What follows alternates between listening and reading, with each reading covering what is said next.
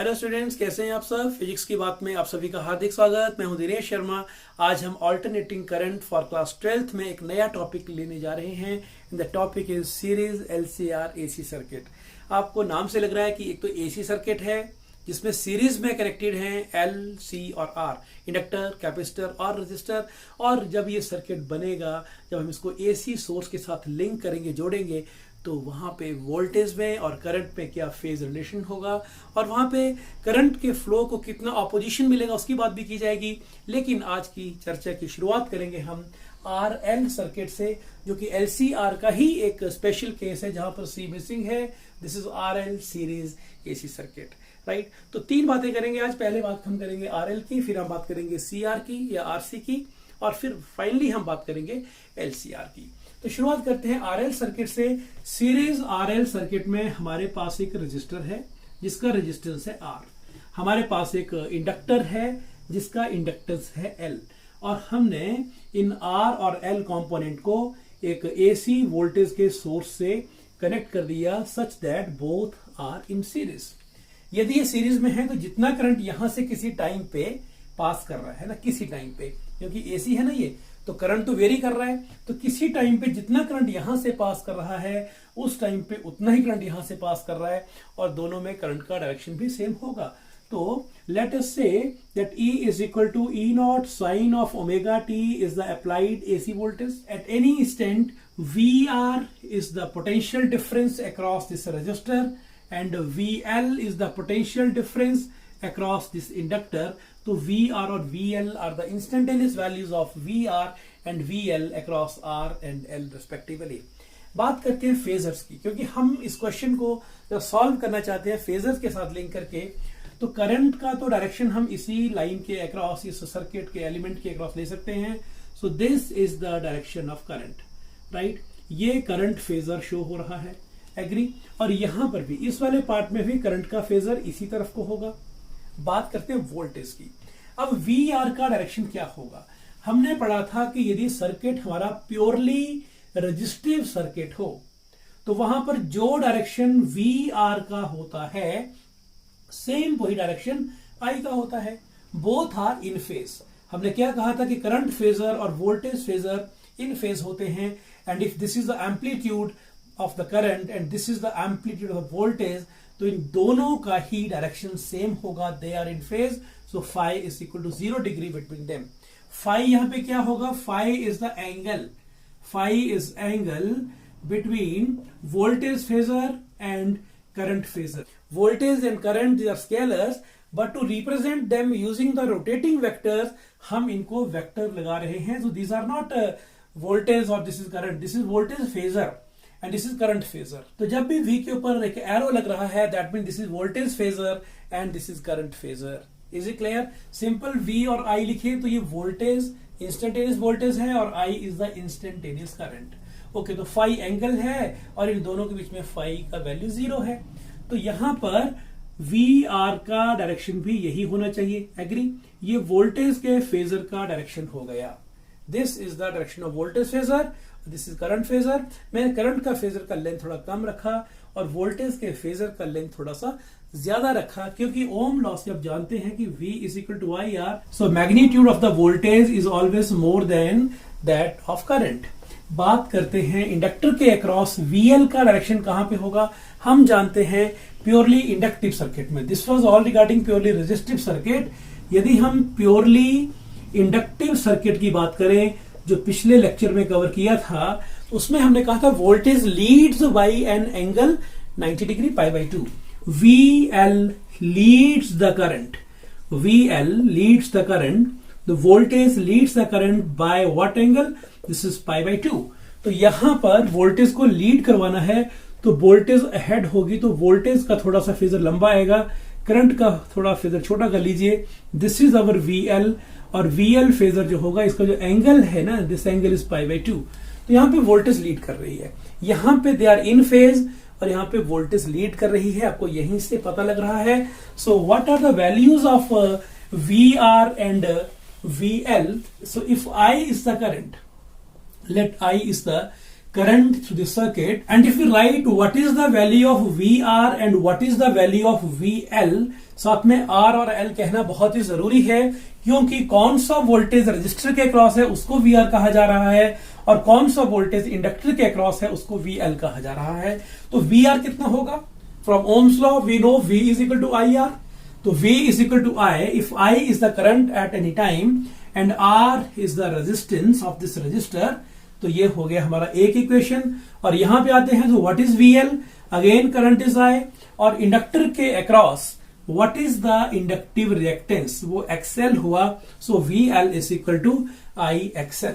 और हमें इन दोनों डायग्राम्स को वर्ड्स में लिखना चाहिए, तो what we should write, we must write that phasors, जब फेजर वर्ड आ रहा है, so this is a VR phasor and current phasor, these are in phase. We must write here that these are in phase.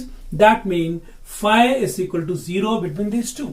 तो voltage phasor और current phasor across इस register, इन दोनों में phase angle 0 है। ये वैल्यू है magnitude की, क्योंकि यहां पर एरो हेड नहीं लगा हुआ है, and these are phasors. Similarly हम यदि यहां बात करते हैं तो voltage phasor leads the current phasor by an angle of pi by 2. So we must write here that voltage phasor, this phasor leads current phasor. आप चाहे फेजर लिखें या ना लिखें, लेकिन ये एरो ऊपर होना चाहिए। तो leads the current phasor by an angle pi by 2. तो यहां से क्लियर हो गया कि ये वोल्टेज फेजर लीड कर रहा है इंडक्टर के क्रॉस, और यहां पे voltage phasor across the current है in the resistor. Now we can talk about their maximum values, their amplitude, और हम यहां से बात करेंगे अब फेजर डायग्राम की। So let us talk about the phasor diagram now.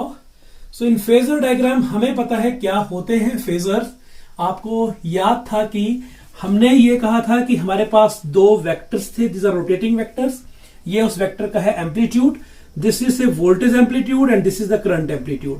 This can rotate in its own plane, और ये थोड़ा सा लंबा है और ये भी रोटेट करेगा, इज इट। और इन दोनों को यूज करके हमने पहले भी कहा था कि वोल्टेज को और करंट को कैसे शो करना है। यहां मैंने दोनों एक ही तरफ शो किए हैं, दैट मींस ये बात हो रही है रजिस्टर के अक्रॉस। और यदि मुझे यहां पर VL की बात करनी है, अकेले VL की, तो यदि ये वोल्टेज फेजर होगा तो वोल्टेज लीड करती है, तो करंट यहां पर पीछे होना चाहिए था 90 के एंगल से। सो ये यहां पर VL हो गया and this is our current. लेकिन यहाँ पे कंबाइंड में कैसे शो करना है वो थोड़ा सा एक स्टेट से डिफरेंट होगा, हम उस चीज को देखेंगे, लेकिन basic idea again remains same. तो पहले मैं लिखता हूं कि what is V0R, what is the amplitude of this voltage, so that will be equal to I0 into R। पहले क्या कहा था हमने, VR is equal to IR। Now we are talking about amplitude, तो V0R is equal to I0R। And what is the amplitude of the voltage across inductor, so this is V0L, this is equal to I0 into XL, ये हो गया। and how to draw the phasor diagram for this, तो हम इसके लिए axis system show कर लेंगे। ये एक्स एक्सिस हो गया, x dash, this is y axis and this is y dash. और यहां पर सबसे पहला काम देखिए ध्यान से जरा, यहां ना तो रिजल्टेंट वोल्टेज VR है और ना ही यहां पर रिजल्टेंट वोल्टेज VL है। ये दोनों में से कोई भी रिजल्टेंट वोल्टेज नहीं है, ना तो ये रिजल्टेंट है ना ये रिजल्टेंट है। तो रिजल्टेंट क्या है फिर? रिजल्टेंट हमें यहां पर इन दोनों को शो करके, अलग अलग शो करके, पैरेललोग्राम लॉ से जो रिजल्टेंट आएगा वो होगी हमारे RL सर्किट की resultant voltage. Can you agree? तो हमें यहां पे दो वेक्टर को क्लियरली शो करना पड़ेगा, where is VR and where is VL। VR और VL को जब आप एक बार बता देंगे, उनका रिजल्टेंट जहां पर आएगा वो होगी हमारी resultant AC voltage in this case. Okay, तो सबसे पहले तो हम यहां पे VR को दिखा देते हैं, this is our VR, right. और VR के साथ ये एंगल ओमेगा टी मत शो करिएगा। यहां पर हमने क्या कहा था कि E is equal to E0 sine of omega t. This omega t corresponds to instantaneous voltage of this entire circuit.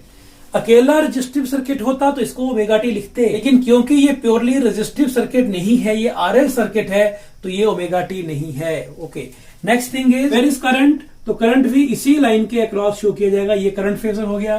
तो voltage phasor across the resistor and current phasor both are in the same direction. अब बात करते हैं कि what is the direction of VL। तो VL क्या होता है, करंट से लीड करता है ना, वोल्टेज लीड्स द करंट, तो ये है करंट। भूल जाइए वी आर को, अब फोकस करिए आई के ऊपर कि current was in the same direction through both the elements, तो ये आई है, तो वोल्टेज कहां होनी चाहिए, this is the voltage across inductor, so this is VL. Can you agree?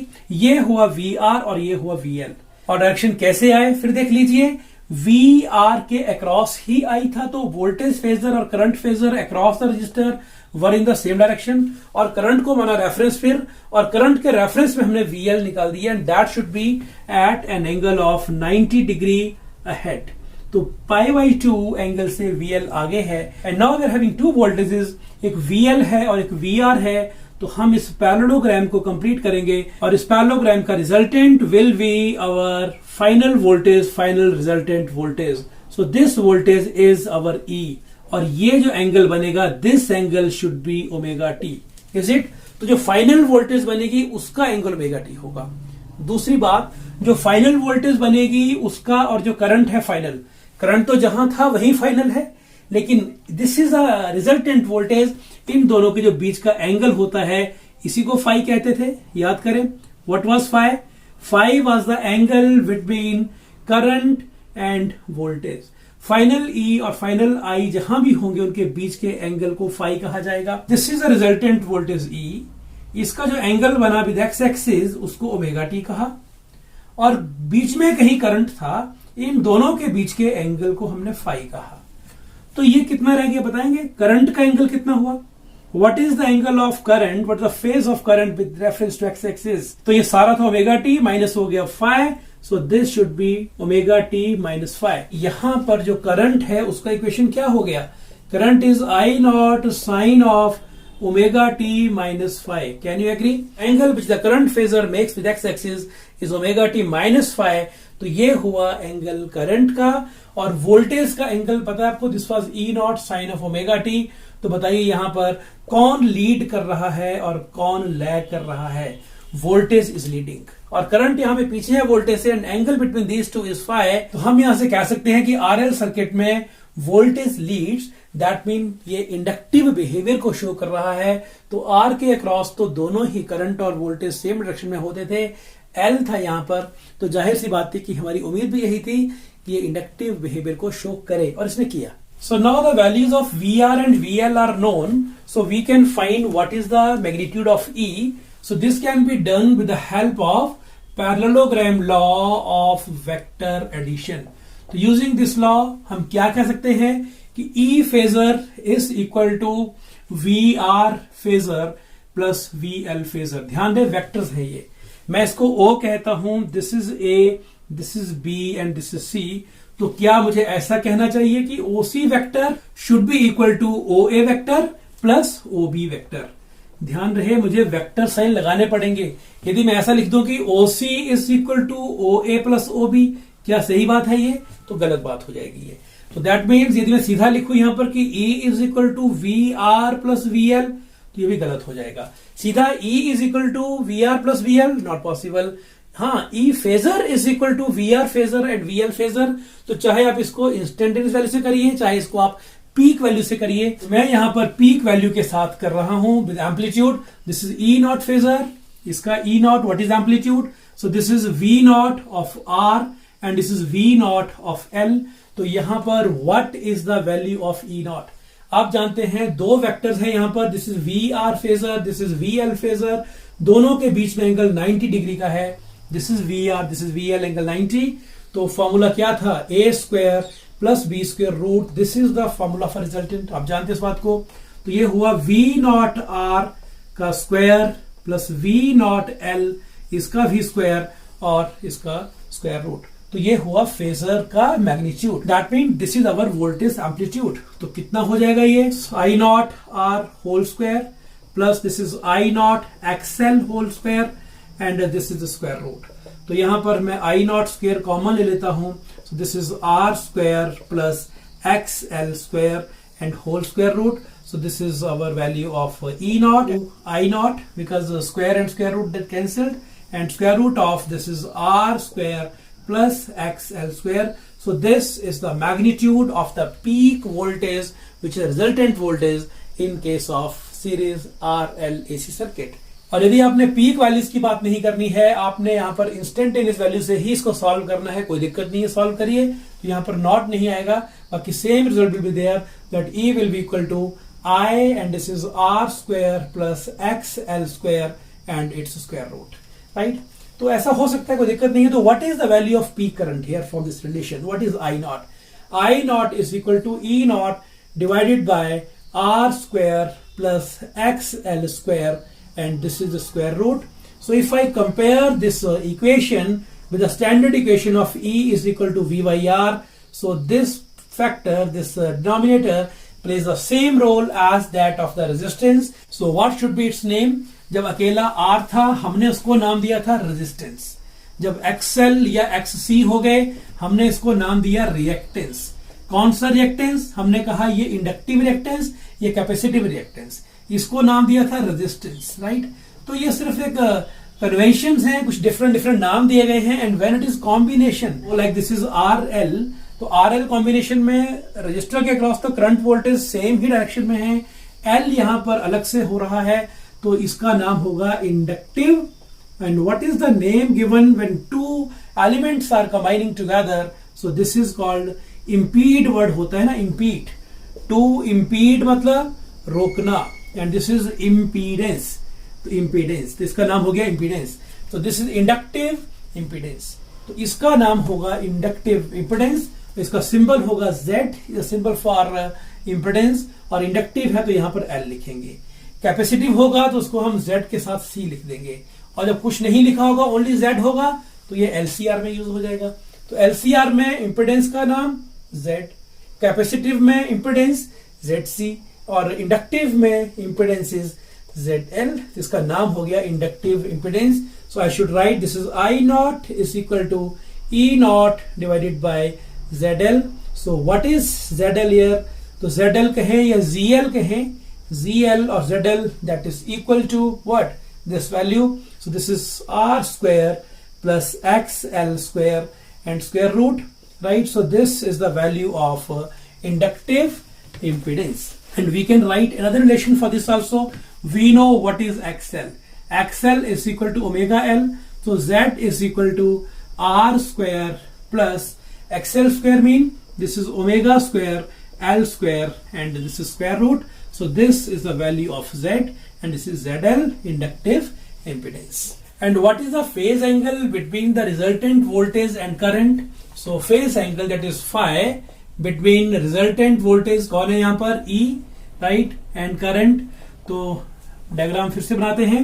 This was current और इसी तरफ VR था, मैंने रेंडमली बना लिया कि जिस तरफ VR था उसी तरफ करंट था। And VL was at an angle 90 degree with this current, यही था ना। तो ये हुआ VL और ये था VR, और इनका जो रिजल्टेंट वोल्टेज था वो बना था इस लाइन के अलोंग, दिस रिजल्टेंट ये था E, और ये एंगल था फाई। What is phi?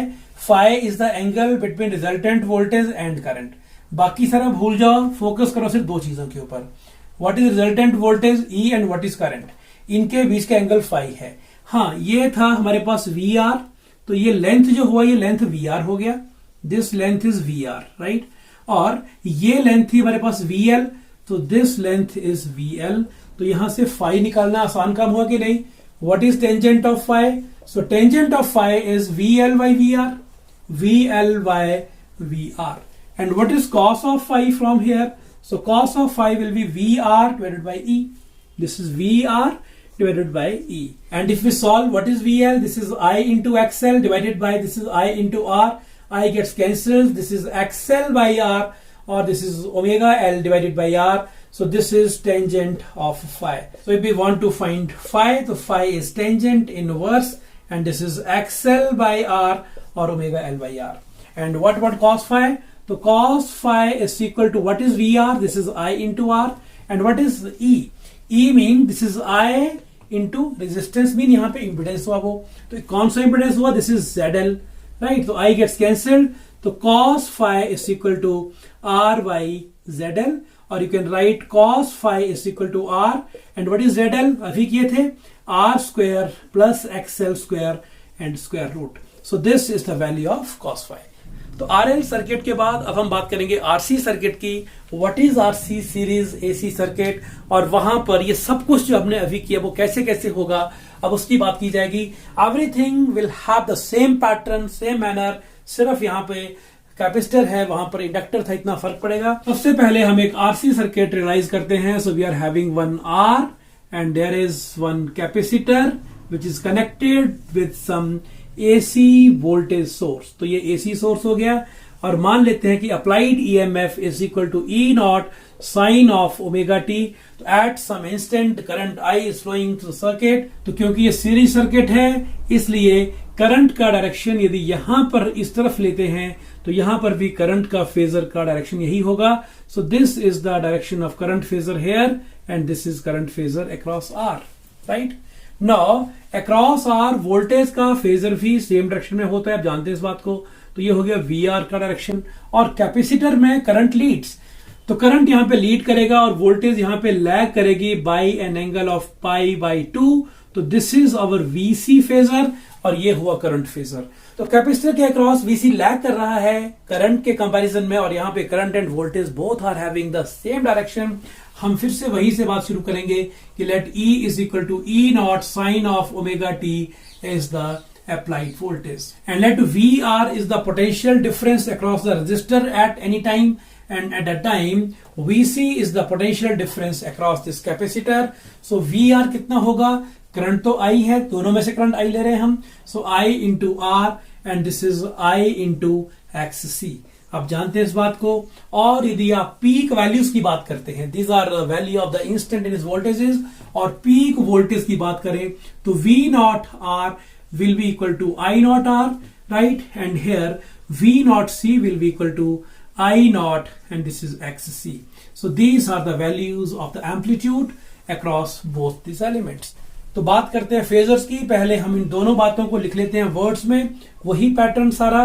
क्या लिखेंगे कि जो फेजर, कौन कौन सा phasor, phasor VR and phasor I, बात हो रही है इस एलिमेंट की, they are in phase, they are in phase, that mean angle between these two is 0 degree here। लेकिन यदि हम बात करते हैं यहां पे तो क्या लिखेंगे, current phasor leads the voltage phasor by an angle of pi by 2। या बात करें वोल्टेज फेजर की तो voltage phasor VC this lags behind the current phasor, this lags behind the current phasor by an angle of pi by 2। सो यहां पे कौन lead कर रहा है, कौन लैग कर रहा है, ये बात लिखने के बाद अब हम इसकी फेजर डायग्राम बनाते हैं। तो phasor diagram for this RC combination when all the parameters are taken together. तो व्हाट इज फेजर डायग्राम, तो हमें यहां पर VR, VC, I सबको इकट्ठा शो करना है। तो यहां मान लेते हैं कि दिस इज अवर VR। आप चाहे तो यहां पर VR नॉट भी लिख सकते हैं। हाँ, ये एंगल ओमेगा टी नहीं है। क्यों नहीं है, हम जानते हैं E is equal to E not sine of omega T. तो ओमेगा टी एंगल किसका होगा विद एक्स एक्सिस, वोल्टेज का। कौन सा वोल्टेज, रिजल्टेंट वोल्टेज। ये तो भी एक कॉम्पोनेंट है VR। अब एक और आएगा VC, उन दोनों का रिजल्टेंट बनेगा वो E होगा, उसका एंगल एक्स एक्सिस के साथ होगा ओमेगा टी। ओके, तो करंट भी इसी तरफ, this is the current phasor, right. तो करंट और वोल्टेज दोनों हमने अक्रॉस रजिस्टर शो कर दिए। अब VR को कुछ देर के लिए भूलिए, फोकस करिए I के ऊपर। दिस इज अवर I, क्योंकि सर्किट है सीरीज का, तो यहां पर I का डायरेक्शन दोनों में सेम लेके चल रहे हैं। तो कैपेसिटर के लिए भी I का यही फेजर माना जाएगा, और I के फेजर के कंपैरिजन में कैपेसिटर की वोल्टेज का फेजर 90 डिग्री से लैग कर रहा है। So that should come behind, ये इसके पीछे आना चाहिए। तो 90 डिग्री का एंगल बना लीजिए, and this is our the voltage phasor for capacitor. तो ये हमारा VC हुआ, this was VR phasor and this is current phasor. Everything is clear. और ये एंगल कितना हुआ, so this angle is pi by 2। अब हमें फोकस करना है how to find the resultant voltage. VC हमारे पास है, VR हमारे पास है, दोनों फेजर हमारे पास है। तो हमें क्या करना है, हमें सिर्फ इसका पैरेललोग्राम लॉ का यूज करके हमें रिजल्टेंट फाइंड करना है। So this is our resultant, so this is our omega T, right. और ढंग से करना डायग्राम को अपने, तो आप ऐसे कर सकते हैं कि दिस इज से our VR and this is I, so this is VR and this is our I, और इसको थोड़ा छोटा रखेंगे ऐसे, तो this will be our diagram. तो यहां पर ये हमारा ओमेगा टी हो गया। तो कैसे भी बनाइए, दिस वाज वीसी, राइट। तो ओमेगा टी क्लियर हो गया, और ये करंट है और ये फाइनल वोल्टेज है, ये रिजल्टेंट वोल्टेज है, इनके बीच का एंगल हुआ हमारे पास phi. So what is the angle which current makes with the positive X axis? The omega T plus phi, omega T plus phi. What is phi? Phi is the angle between current and resultant voltage. So क्या कहूं मैं, what is I? I is equal to I naught sine of omega T plus phi. That means current leads here. Current leads here the voltage by an angle of phi. Phi is the phase angle between voltage and current. Okay. बात करते हैं कि what is the magnitude of this voltage. तो वही बात आ गई फिर से कि E vector will be equal to, that means voltage का जो phasor है उसका vector. So this is VR phasor plus VC phasor.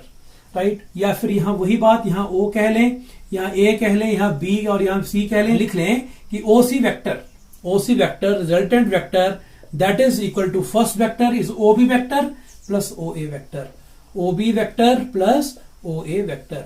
So from the parallelogram law of vector addition हम क्या लिख सकते हैं? E इज इक्वल टू वही वाला फॉर्मूला फिर से, R is A square plus B square square root. आपने ऐसे नहीं करना है तो आप यहाँ पे पाइथागोरस थ्योरम का यूज भी कर सकते हैं। Then use purely scalars, only values use करिएगा। तो वैल्यू से यू कैन राइट कि ये वाली वैल्यू यानी E square is equal to ये वाली value V R square and this value is V C square, right. तो यहां से भी आप फाइंड कर सकते हैं, वन एंड सेम रिजल्ट आएगा। So we can write here that this is V R square and plus V C square and square root. तो ऑप्शन दोनों है, आप चाहे पीक वैल्यू से करें चाहे इंस्टेंटेनियस से। So I am doing E is equal to this is I into R square plus this is I into X C square and this is square root. तो I square square root, I is common here and we are left with R square plus X C square and square root. So this is the value of E, and if you want to do with the peak values, and similarly you can write that E naught is equal to I naught, बाकी तो same रहेगा, this is R square plus XC square and square root. So from this discussion you can write the relation for I. What is I? Instantaneous current कितना होगा? So I will be equal to E divided by this is R square plus XC square square root। और जैसे हमने उसको पिछले वाले को कहा था इंडक्टिव इंपेडेंस, इसको हमें कहना चाहिए capacitive impedance. This is capacitive impedance. आपको बात समझ आ गई है? इंपेडेंस वर्ड कहां यूज हो रहा है? जहां पे कॉम्बिनेशंस हैं। तो कैपेसिटिव है ना, इसलिए Z के आगे, Z के आगे हम यहाँ पे C लगाएंगे। This is E by ZC। We can write here that this impedance, that is ZC, is equal to what? This is R square plus XC square square root. So this is the value of this ZC. So this is regarding its magnitude, और इसका value आप लिख सकते हैं, this is R square plus what is XC? 1 by omega C and square. So omega square C square and this is square root. So if all the values are known, we can definitely find this. And how to find tangent of phi? How we can find the angle between current and voltage? Current and the final voltage. So how we can find tangent phi? तो हम यहां पर peak values का use करते हैं तो काफी अच्छा रहेगा। ये है डायरेक्शन करंट का and this is our peak value of resistor, right, and this is our peak value of voltage. कौन सा वोल्टेज? फाइनल वोल्टेज हमने फाइंड किया है। थोड़ा इसको आगे लेते हैं, दिस इज इट्स वैल्यू, और ये है हमारे पास peak value of what? Capacitive voltage. So this is V not C। ये हुआ सारा वैल्यू V नॉट R का, राइट, ये वैल्यू हुआ V नॉट C का, तो ये वैल्यू हो गया हमारा सारा E नॉट का। So what we can write here, what is tangent of phi? Tangent phi is V not C divided by V not R। I can write here this is I not XC divided by I not R। I not gets cancelled, this is XC by R, और this can be written as 1 by omega C by R, or this is 1 by omega CR. So this is the value of tangent of phi. On the same lines, we can find cos of phi from here. So cos of phi is V naught R divided by E naught. And what is V naught R? This is I naught into R, and this is I naught into ZC. And what it is? This is I naught gets cancelled. This is R divided by ZC. If you can put the value of ZC from here, value हमने इसका निकाला हुआ है, ये लिख लीजिए या ये लिख लीजिए, then you can find a value of cos phi also. तो यहाँ पे ये था phi angle and this is how we can find the angle phase relationship between current and voltage. This was all regarding the RC series AC circuit. I hope this is also clear to you. And equation for current and equation for voltage क्या थे? तो यदि ये E naught sin of omega t था, this was I naught sin of omega t plus phi था. That means RC circuit में C वाला component यानी कैपेसिटिव कंपोनेंट डोमिनेट करता है. That is why current is leading here by some angle. Is it clear? And finally, now we will study AC circuit with resistor, capacitor and inductor in series. So this is LCR series AC circuit. तो इस circuit में hamaरे पास एक L element है which is inductor. We are having C, that is capacitor, and we are having one resistor. So this is LCR in series. और हमने एक AC source के साथ इन तीनों एलिमेंट्स को कर दिया connect, so that the applied EMF or applied AC voltage across all these three in series, this is equal to E is equal to E naught sin of omega t. सबसे पहले बात करते हैं phase relationship between current and respective voltages. तो यहाँ क्योंकि circuit series का है इसलिए सब में एट सम इंस्टेंट करंट का डायरेक्शन हम सेम ही लेंगे. सो this is the direction of current, this is direction of current and this is direction of current phasor. तो हमने करंट का डायरेक्शन सब जगह सेम ही लिया है. नाउ हम बात करेंगे वोल्टेज फेजर की. अब वोल्टेज का फेजर अक्रॉस एल VL होगा, voltage phasor across C VC होगा end voltage phasor across R VR होगा. और इन सभी का जो रिलेशन होगा करंट के साथ, हालांकि करंट ये सेम डायरेक्शन में है सब जगह, लेकिन ये फेज रिलेशनशिप इंडिविजुअली डिफरेंट होगी क्योंकि एलिमेंट डिफरेंट है ये. तो पहले बात करते हैं कि एल के अक्रॉस क्या होगा. इंडक्टर के अक्रॉस वोल्टेज लीड करती है तो यहां पे voltage will lead. So this is VL phasor and this angle is π/2. You know it well. बात करते हैं कैपेसिटर की. यहां पे voltage lags behind the current, तो ये हुई यहां पर voltage, this is VC phasor, angle is again π/2. And across resistor voltage is across the same direction, तो यहां पर this is the voltage phasor. तो हमने पहले यहां पर तीनों एलिमेंट्स के लिए वोल्टेज के और करंट के फेज रिलेशन शो कर दिए हैं. अब हमें यहां पर बताना है, इसको लिखना है वर्ड्स में कि यहां सबसे पहले यहां पर क्या हुआ, फिर यहां पे क्या, फिर यहां पे क्या हुआ. जैसे पहले किया ठीक वैसे कर लीजिएगा. सबसे पहले यू कैन राइट कि across this inductor voltage phasor leads the current phasor by an angle of π/2, right. तो यहां पर we can write that VL will be equal to I into XL, and across this inductor the peak value of the voltage will be equal to I naught XL. Second point you can write for this कि across the capacitor the current phasor leads the voltage phasor by an angle of π/2. You will write this thing here. और फिर आपने क्या लिखना है यहाँ पे कि जो VC है वो कितना हुआ.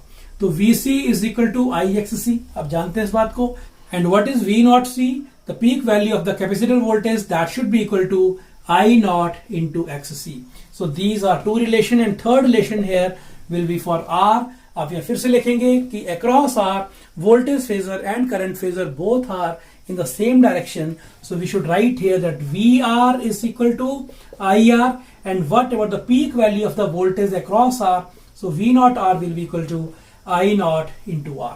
So ये सारा डिस्क्रिप्शन लिखने के बाद अब हम चलेंगे कंबाइंड फेजर डायग्राम में. तो कंबाइंड फेजर डायग्राम जैसे पहले बना बिल्कुल वैसे ही बनेगा. यहां पर एक बात थोड़ी सी दिखने वाली होगी, उसको नोटिस करना है आपने. मैं शुरुआत कहां से करूं बोलिए, एल से, सी से, आर से. हमें शुरुआत करनी होती है हमेशा वोल्टेज के फेजर से across the register. Voltage phasor across register. So this is VR, या इसको VR नॉट कह लीजिए या V नॉट आर कह लीजिए. ये हमने शो कर दिया वोल्टेज का फेजर, राइट. और ये ओमेगा टी एंगल नहीं बना रहा है, बात पहले भी हुई थी. और यही डायरेक्शन है करंट के फेजर का. अब करंट के फेजर को रेफरेंस मानिए. वोल्टेज का हमने शो कर दिया रजिस्टर का, ये शो हो चुका है. अब करंट के फेजर को इन दोनों एलिमेंट्स के क्रॉस रेफरेंस मानिए और VL को और VC को प्लेस करिए. Where is VL? VL leads the current by an angle of 90 degree. तो VL को करवाइए आप lead, right. This is our value of VL. तो ये VL वेक्टर हुआ, VL फेजर हुआ, या फिर आप इसको V एल नॉट कह लीजिए, ये peak value of the voltage across the inductor हो गया, लेकिन इनको हम जनरल फेजर्स कह रहे हैं. सो this is the voltage phasor across register, this is voltage phasor across inductor. और अब हम बात करेंगे वोल्टेज फेजर अक्रॉस कैपेसिटर. तो ये कहां पे होगा? This is lagging behind, current से पीछे रहेगा. यानी यदि ये वाला फेजर 90 डिग्री आगे है तो ये वाला फेजर 90 डिग्री पीछे होगा. This is VC phasor. तो आप यहां पे क्या नोटिस कर रहे हैं कि VL phasor and VC phasor are in straight line, क्योंकि दोनों के बीच में जो एंगल है आई के साथ वो 90 का है. सो इन ऑल एंगल बन गया इनका 180 का. These are in the straight line.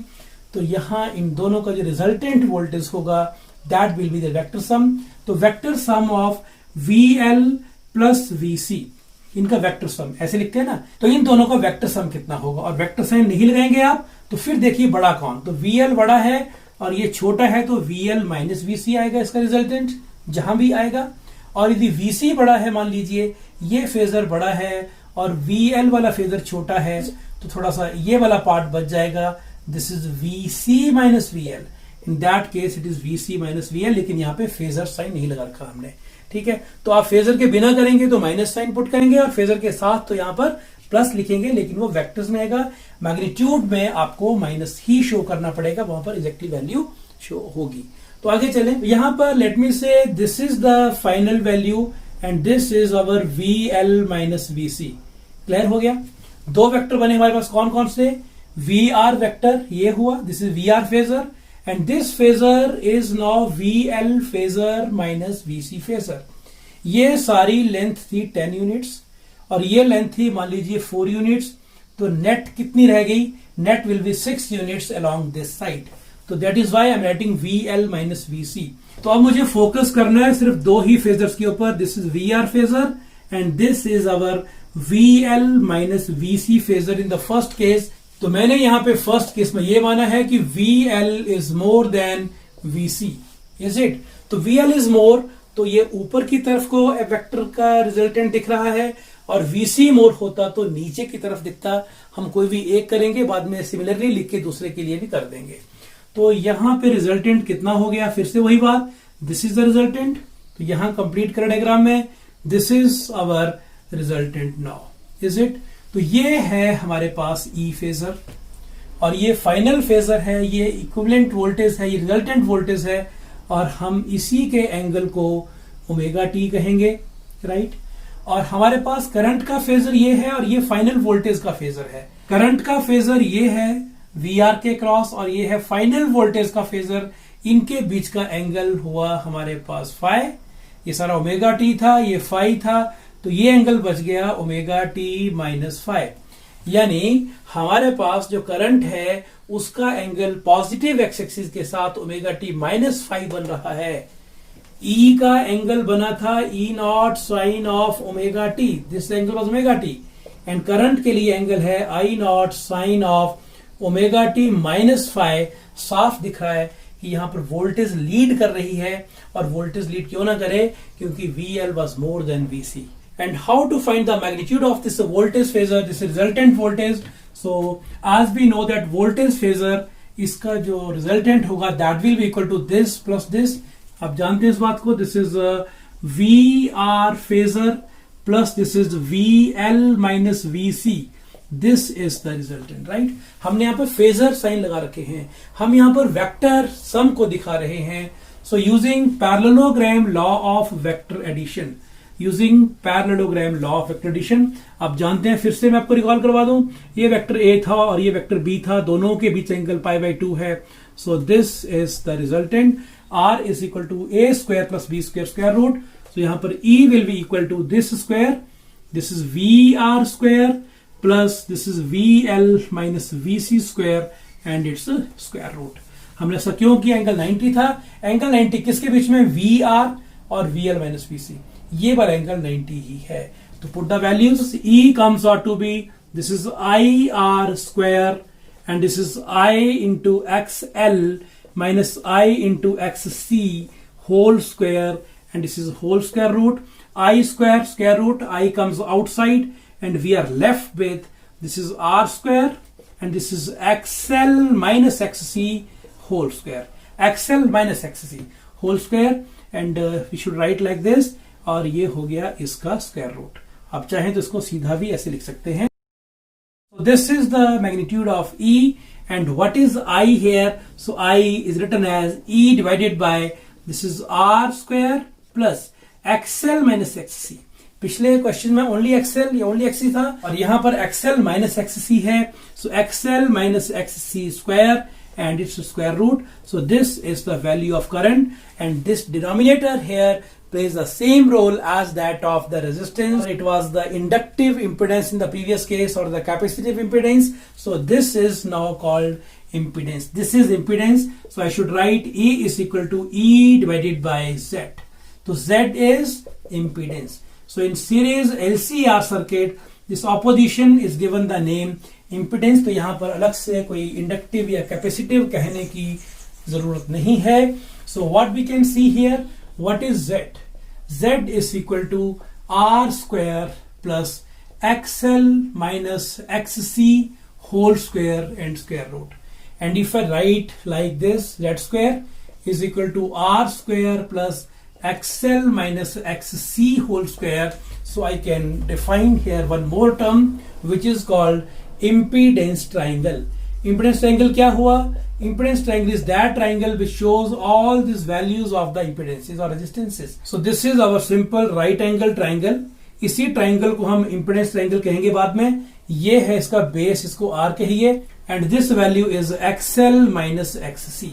तो R square plus XL minus XC whole square is equal to Z square. तो ये हाई पोटेंशियल शो कर रहा है रिजल्टेंट ईएमएफ को। हमने अभी अपने फेजर डायग्राम में भी किया था। ये था VR का representative, and this is the representative of VL minus VC। So this is called the impedance triangle, and this is the formula for impedance. This is how we can find. और यहाँ पर special case एक हो सकता है।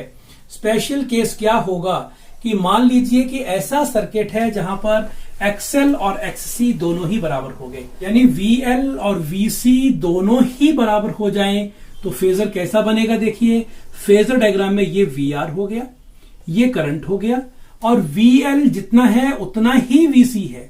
दोनों का length same होगा, तो एक दूसरे को कैंसिल करेंगे, ये हट जाएंगे सीन से, और हमारा सर्किट प्योरली रेजिस्टिव की तरह बिहेव करेगा।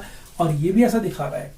In that case, special case is that when XL is equal to XC, so this equation becomes Z is equal to R square plus 0 root. So Z is equal to R. That means impedance will be equal to resistance. That means if in the series LCR circuit, the values of the voltage across the inductor and voltage across the capacitor are having the same value, then series LCR circuit purely behaves as a resistive circuit. In that case, the angle between the voltage and current will be 0 degree. Why 0 degree? क्योंकि purely resistive circuit में ये 0 degree होता है। And finally बात करते हैं angles की। What is the phase angle between the current and the voltage? तो ये phi कह लीजिए, और यहां पर इसको लिख लेंगे हम VL minus VC. This will be equal to VR, and this is equal to E.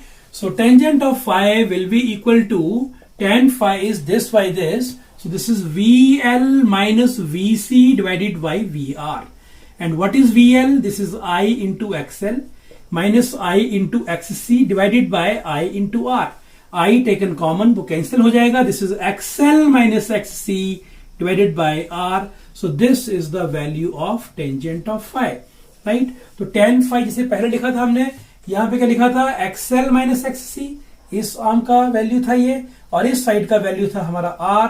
So this by this is tangent of phi. और इसी तरह से तो आप सीधा ही इंपेडेंस ट्राइंगल से भी लिख सकते हैं। This is our XL minus XC and this is R. In that case ये Z है, तो यहां पर what is cos of phi? Cos phi is R divided by Z. And where Z is impedance, whose value is given here. So this was all regarding tangent of phi and how to find the magnitude. हमने जो ये जितने भी cases किए, हमने जो सारा discussion किया, यहां पर हमने VL को बड़ा माना है VC से, राइट?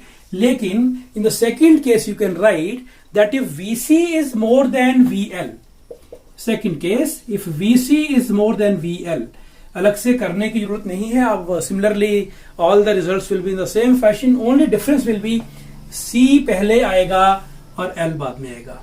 देखिए फेजर डायग्राम में VR वही रहेगा, कोई फर्क नहीं, I भी वही रहेगा, कोई फर्क नहीं। तो यहाँ पे this is VC and this is VL, तो VL छोटा है यहाँ पर फेजर VL का, और यहाँ पर VC का फेजर बड़ा है, तो VC minus VL will be somewhere here.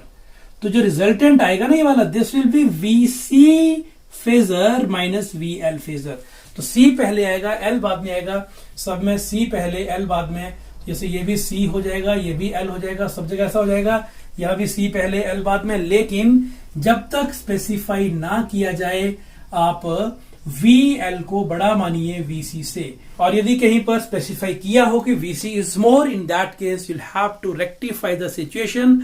This was all regarding the series LCR AC circuit. I hope everything is clear to you. So this was all regarding the series LCR AC circuits. अभी हमने इसके practice problems के ऊपर भी एक video लेके आना है। So मिलते हैं बहुत जल्दी नए कॉन्सेप्ट के साथ नए वीडियो में। Please take care.